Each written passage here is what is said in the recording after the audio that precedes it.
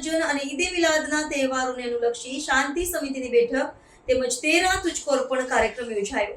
આગામી ગણેશ વિસર્જન તેમજ ઈદે મિલાદના તહેવારની ગણતરીના દિવસો બાકી છે, ત્યારે ડભોઈ નગરપાલિકા ખાતે ધારાસભ્ય શૈલેષભાઈ મહેતાની ઉપસ્થિતિમાં શાંતિ સમિતિની મિટિંગનું આયોજન કરવામાં આવ્યું હતું, જેમાં ડભોઈ પોલીસ સ્ટેશનના પીઆઈ કે જે ઝાલા, જિલ્લા પંચાયતના ઉપપ્રમુખ અશ્વિનભાઈ પટેલ, કેળવણી મંડળના પ્રમુખ શશિકાંત પટેલ, ચીફ ઓફિસર જે કિશન તડવી, પાલિકા પ્રમુખ બિરેન શાહ સહિતના આગેવાનો સાથે સરકારી વિભાગના અધિકારીઓ, તમામ ગણેશ મંડળના આયોજકો, હિન્દુ મુસ્લિમ કોમના આગેવાનો અને નગર સેવકો હાજરીમાં શાંતિ સમિતિની બેઠક યોજવામાં આવી હતી। આ બેઠકમાં ગણેશ વિસર્જનની પૂર્વ તૈયારી અને ઈદે મિલાદના તહેવાર અંગે જરૂરી સૂચનો કરવામાં આવ્યા હતા।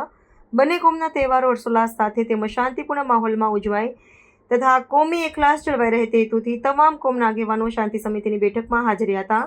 આ સાથે જ ડભોઈ પોલીસ દ્વારા તેરા તુજકો અર્પણ કાર્યક્રમ અંતર્ગત જે લોકોના મોબાઈલ ચોરી થયા હોય અથવા જે લોકો સાથે સાયબર ફ્રોડ થયો હોય તેવા લોકોને ગુમાવેલી રકમ તથા મોબાઈલ ફોન પરત આપવામાં આવ્યા હતા, જેમાં 11 જેટલા મોબાઈલ ફોન અને 4 જેટલા લોકોને ગુમાવેલી રકમ પરત કરવામાં આવી હતી।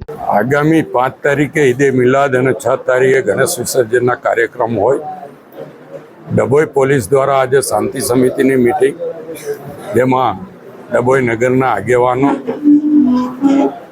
તમામ પક્ષના આગેવાનો, તમામ ધર્મના આગેવાનો આજે અહીંયા ઉપસ્થિત રહ્યા હતા।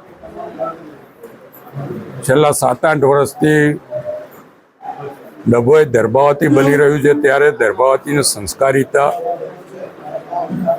અને દર્ભાવતી શિસ્તપ્રિય નગરી છે એ એસ્ટાબ્લિશ થયેલું છે, એટલે બહુ કહેવાની જરૂર નથી હોતી।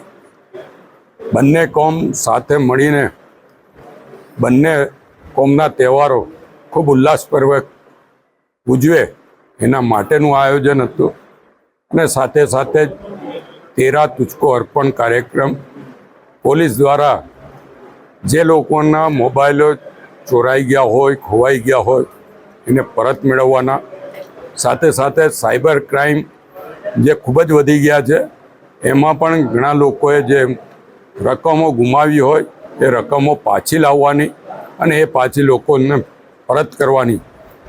એમાં 11 જેટલા મોબાઈલ અને 4 જેટલા લોકોના સાયબર ક્રાઇમમાં પરત મેળવેલી રકમો આજે પરત આપવામાં આવી છે। હું એ 11 મોબાઈલ ધારકો અને 4 જેમના રૂપિયા ગુમાવ્યા હતા અને પરત મળ્યા છે, 15ને અભિનંદન આપું છું, શુભેચ્છા આપું। સાથે સાથે ડભોઈ પોલીસે જે આ કામગીરી કરીને લોકોના મોબાઈલ અને રકમો પરત આપી છે, પોલીસને પણ અભિનંદન આપું છું। અને આગામી તહેવારો બંને કોમ શાંતિની અને ઉલ્લાસપ્રિય રીતે ઉજવે અને હળીમળીને પોતપોતાના તહેવારો ઉજવે એવી અપીલ કરું છું।